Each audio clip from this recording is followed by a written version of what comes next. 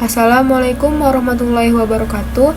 Perkenalkan, nama saya Naila Aura Ramadhani dari kelas manajemen 24A selaku moderator kelompok 10 dalam diskusi yang mengangkat topik merancang struktur organisasi. Topik ini sangat penting karena struktur organisasi yang tepat dapat membantu perusahaan atau tim bekerja lebih efisien, memperjelas peran dan tanggung jawab, serta mendukung pencapaian tujuan bersama. Penjelasan tentang merancang struktur organisasi lebih dalam dapat dilanjutkan oleh rekan-rekan saya. Definisi dari struktur organisasi adalah sistem yang menggambarkan bagaimana suatu organisasi diatur dan bagaimana berbagai bagian atau unit dalam organisasi tersebut saling berhubungan.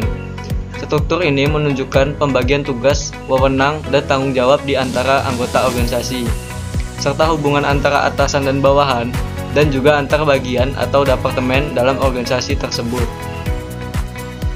Selanjutnya adalah jenis-jenis struktur organisasi. Yang pertama, struktur fungsional, yaitu pengelompokan berdasarkan fungsi seperti pemasaran, keuangan, dan produksi efisien dalam spesialisasi, tetapi dapat menghambat komunikasi antar fungsi. Yang kedua, struktur divisi, yaitu pengelompokan berdasarkan produk, geografis atau pelanggan, lebih fleksibel dan responsif, tetapi dapat menyebabkan duplikasi sumber daya. Yang ketiga, struktur matriks. Kombinasi struktur fungsional dan divisional memungkinkan fleksibilitas dan organisasi, tetapi kompleks dan membutuhkan manajemen yang kuat.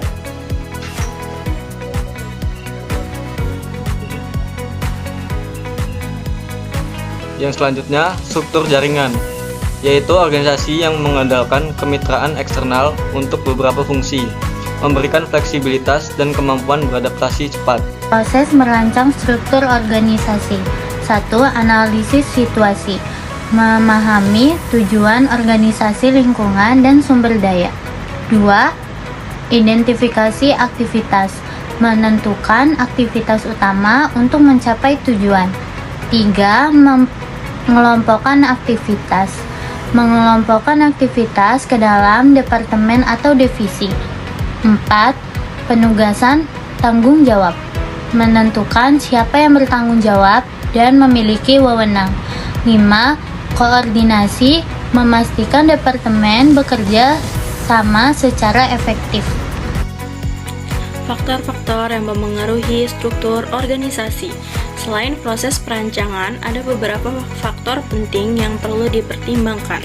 1. Strategi organisasi. Struktur harus mendukung pencapaian tujuan strategis. 2. Ukuran organisasi. Organisasi yang lebih besar cenderung memiliki struktur yang lebih kompleks. 3. Teknologi. Teknologi yang digunakan dapat mempengaruhi cara kerja dan koordinasi. 4. Lingkungan. Perubahan lingkungan yang cepat memerlukan struktur yang fleksibel. 5. Budaya organisasi. Nilai dan norma organisasi juga memainkan peran penting. Pentingnya struktur organisasi yang efektif. Gimana sih cara membuat struktur organisasi yang baik? Yang pertama, kejelasan tanggung jawab dan wewenang. Memastikan setiap anggota memahami peran dan batasan wewenang. Yang kedua, koordinasi dan komunikasi efektif. Memperlancar aliran informasi antar bagian. Yang ketiga, pengambilan keputusan yang lebih baik, mempercepat dan mempermudah pengambilan keputusan. Yang keempat, peningkatan efisiensi dan produktivitas, meminimalkan duplikasi dan mengoptimalkan sumber daya. Yang kelima, adaptasi terhadap perubahan, yaitu membantu organisasi beradaptasi cepat terhadap perubahan eksternal. Nah, tips tambahannya yaitu yang pertama ada komunikasi.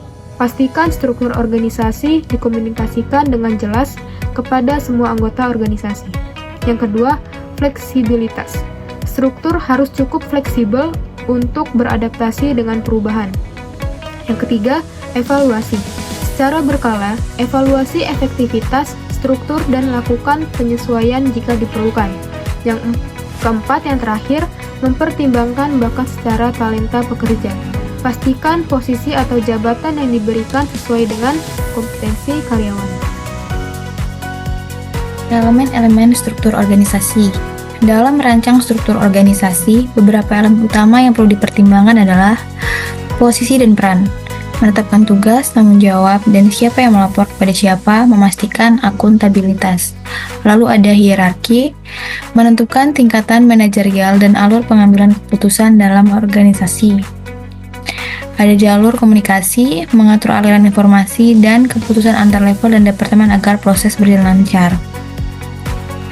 Ada pengambilan keputusan, menentukan tingkat sentralisasi atau desentralisasi pengambilan keputusan dalam organisasi. Lalu ada koordinasi dan kolaborasi, memastikan kerjasama yang efektif antar bagian dan departemen. Lalu fleksibilitas dan adaptabilitas, menilai kemampuan organisasi untuk beradaptasi dengan perubahan pasar atau kebutuhan internal. Lalu yang terakhir ada evaluasi dan penyesuaian struktur. Setelah struktur diterapkan, evaluasi dilakukan untuk memastikan efektivitas dan melakukan penyesuaian jika diperlukan. Dari diskusi kita tadi, kita telah memahami bahwa merancang struktur organisasi bukan hanya soal membagi tugas, tapi juga soal bagaimana menciptakan alur kerja yang efisien, komunikasi yang jelas, serta peran dan tanggung jawab yang terstruktur. Semoga hasil presentasi ini bisa bermanfaat tidak hanya untuk tugas kita, tapi juga untuk wawasan kita ke depannya, baik di dunia akademik maupun profesional. Saya selaku moderator kelompok 10 mengucapkan terima kasih sudah menonton. Mohon maaf apabila masih ada kekurangan ataupun kesalahan. Wassalamualaikum warahmatullahi wabarakatuh.